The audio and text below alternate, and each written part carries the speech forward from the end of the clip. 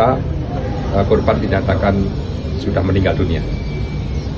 Dan akhirnya di dalam waktu kurun tidak terlalu lama, oknum tersangka ini juga menyerahkan diri ke Polda dengan upaya-upaya tertentu, dan sampai saat ini secara intensif sedang kita dalami apa yang menjadi motifnya. Kita belum bisa melaporkan, menginformasikan secara utuh, kecuali nanti sudah kita kumpulkan keterangan saksi maupun dari yang diduga tersangka.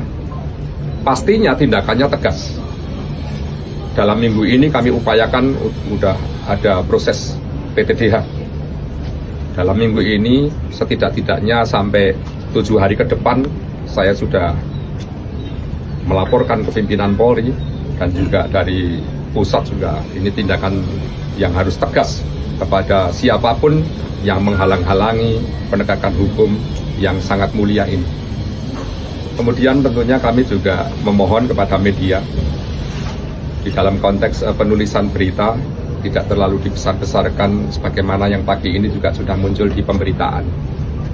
Tetapi yang dimaksud pimpinan menghabisi itu juga siapa?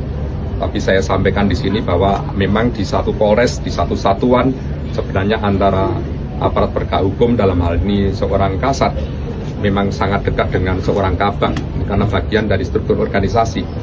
Tetapi apapun yang terjadi, pendalaman masih kami lakukan secara umum, secara khusus kita belum bisa mendetailkan misalnya ada bagaimana kausalitas dan hubungan secara individual antara korban dengan pelaku. Ini juga masih kami dalam.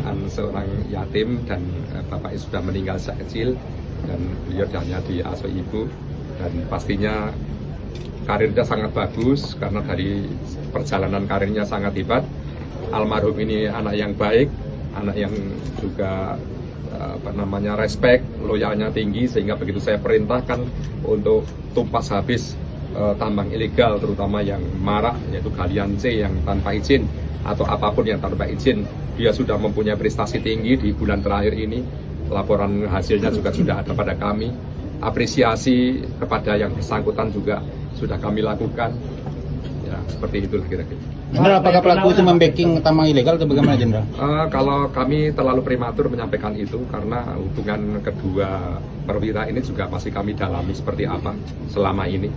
Tentunya juga Kapolres Solo Selatan akan kami mintai keterangannya juga, karena yang sebagai komandannya langsung di Polres itu pastinya akan tahu persis bagaimana staf-stafnya, kinerjanya termasuk prestasinya, atau mungkin ada konflik of interest, kita belum mendalami itu. Ya, pastinya dalam proses pendalaman ini mohon waktu untuk kami nanti infokan selanjutnya. Sudah berapa orang diperiksa, Pak? Kalau diperiksa sudah 5 orang yang pagi ini. Ya, di antaranya adalah 2 orang yang bersama Pak Kasat tadi dini hari itu yang bersama-sama memproses dugaan terjadinya galian sirtu yang ilegal, galian C yang ilegal, dan juga termasuk saksi yang lain.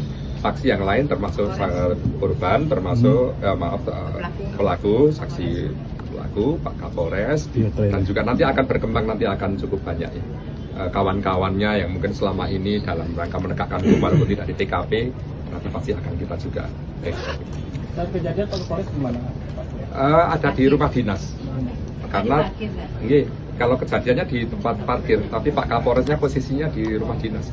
Karena saat tadi pagi beliau melapor ke saya, Pak Kapolres jam 12.30, itu seperempat saat setelah info kejadian, pasti kan ada yang melapor ke Pak Kapolres. Pak Kapolres langsung menghubungi saya. Dan sampai pagi ini, sampai hari ini juga saya mengikuti terus perkembangannya. Sehingga kita memang di samping itu kan kita juga akan meng-clearkan manakala ada info-info yang mungkin tidak benar. Termasuk rilis hari ini, saat ini, mungkin nanti ada rilis selanjutnya setelah pendalaman. Karena kita waktunya sangat mendesak, kita akan upacara pelepasan. Mungkin cukup di sini dulu untuk rangkaian bagaimana peristiwa yang terjadi.